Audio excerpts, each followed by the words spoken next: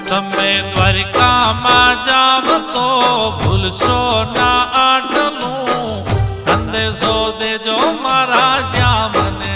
હો તમે સંદેશો દેજો મારા શ્યામને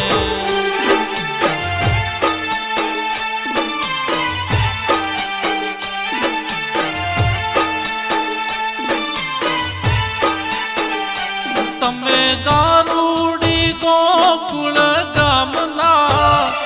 નથી રહ્યા અમારા કાંઈ કામના ઘણા દુનિયાએ સમજાવ્યા સાનમાં